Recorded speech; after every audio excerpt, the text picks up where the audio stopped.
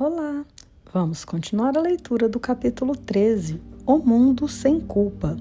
Vamos para a seção 2, O Filho de Deus Sem Culpa. Parágrafo 1. O propósito final da projeção é sempre livrar-se da culpa. No entanto, caracteristicamente, o ego tenta livrar-se da culpa apenas do seu ponto de vista, pois, por mais que o ego queira reter a culpa, tu a consideras intolerável, já que a culpa obstrui o caminho da tua lembrança de Deus, cuja atração é tão forte que não podes resistir.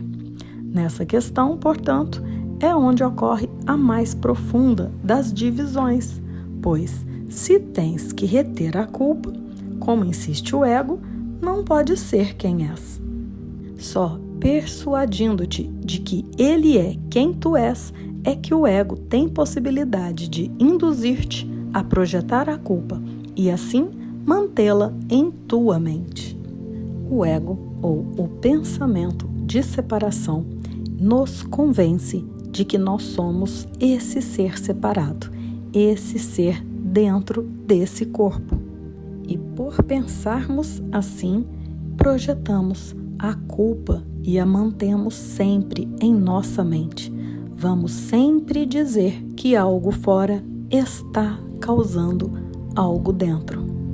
E assim mantemos viva a ideia de separação, de que há outro fora causando algo a alguém dentro. 2. No entanto, considera que estranha solução é o arranjo feito pelo ego. Tu projetas a culpa para te veres livre dela, mas de fato estás apenas ocultando-a. Experimentas culpa, mas não tens a menor ideia do porquê. Ao contrário, a associas com uma esquisita variedade de ideais do ego, nos quais, segundo o ego, tens falhado. Mas não tens ideia de que estás falhando para com o Filho de Deus por vê-lo culpado.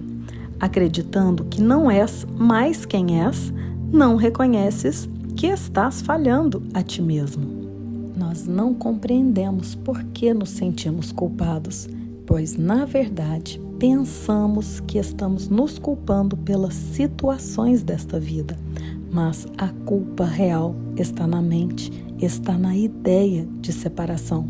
Mas, como nos distraímos projetando a culpa fora, não olhamos para o que está dentro.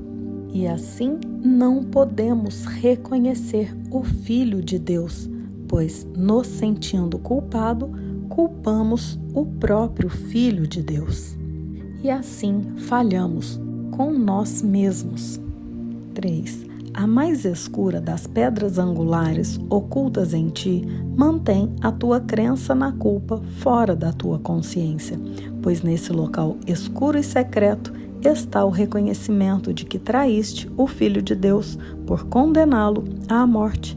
Tu nem sequer suspeitas de que essa ideia assassina, mas insana, está escondida lá, pois a necessidade de destruição do ego é tão intensa que nada menos do que a crucificação do Filho de Deus pode, em última instância, satisfazê-la. Ele não conhece quem é o Filho de Deus porque é cego. Entretanto, permite que ele perceba a inculpabilidade em qualquer lugar e ele tentará destruí-la porque tem medo. O pensamento de separação tem a ideia insana de que crucificamos o Filho de Deus. E assim ele se vê cego, pois pensa que o Filho pôde se separar, como se pudesse haver alguma vida fora de Deus. E quando tentamos aceitar essa ideia de inculpabilidade, vem uma vozinha na nossa mente que tenta destruí-la, porque não se acha digno de ser o próprio Filho de Deus. E essa pequena voz na nossa mente é regida pelo medo, pois se vê tão pequeno, tão indigno, que nunca poderia se comparar ao próprio Filho. 4. grande parte do estranho comportamento do ego é diretamente atribuída à sua definição de culpa. Para o ego, os que não têm culpa são culpados. Aqueles que não atacam são os seus inimigos, porque, ao não valorizarem a sua interpretação da salvação, estão em excelente posição para abandoná-la. Eles chegaram perto da pedra angular mais escura e profunda, no fundamento do ego, e embora o ego possa suportar que questiones tudo mais, esse único segredo ele guarda com a própria vida, pois a sua existência depende da manutenção disso.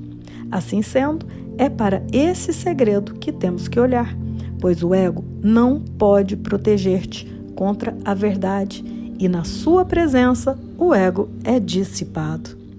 Quando começamos a chegar perto desta pedra escura que é a ideia de separação, quando começamos a desvendar isso, que não houve separação, que ainda somos como Deus nos criou, esses pensamentos se tornam inimigos do ego, ou seja, do pensamento de separação, pois esses pensamentos irão dissolvê-lo no nada, reconhecer como o nada a ilusão que ele verdadeiramente é.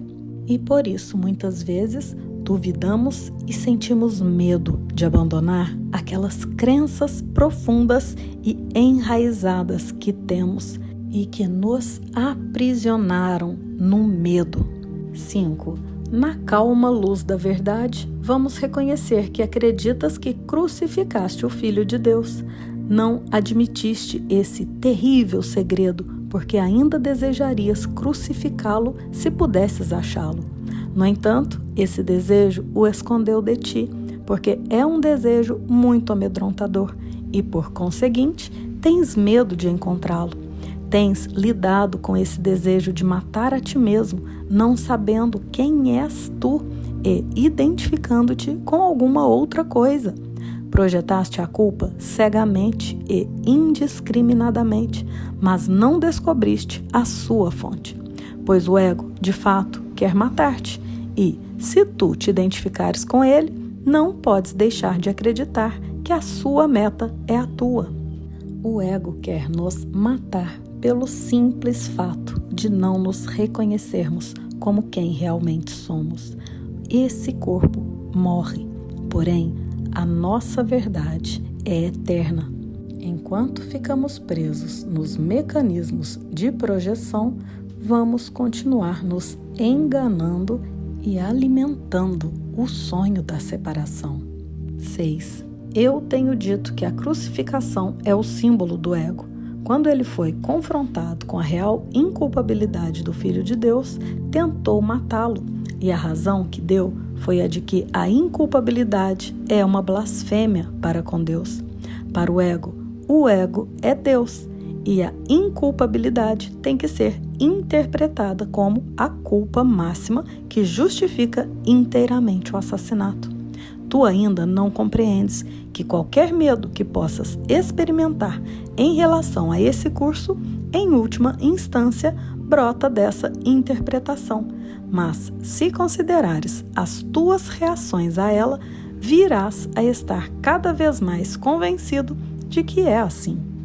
Jesus foi crucificado porque ele se reconheceu como quem ele realmente era. E quem o matou foram aqueles que acham isso uma blasfêmia. Eu dizer que eu sou o próprio Filho de Deus.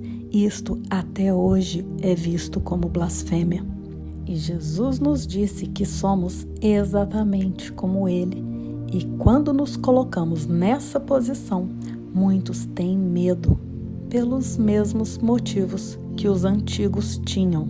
Acreditamos que somos tão miseráveis que não podemos nos comparar a Jesus ou a Deus.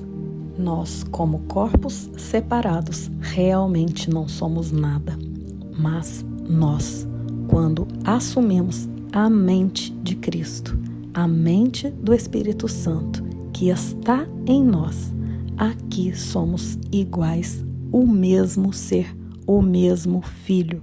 E essa é nossa lembrança, esse é o nosso poder. E logo estaremos juntos para continuarmos a leitura desta sessão.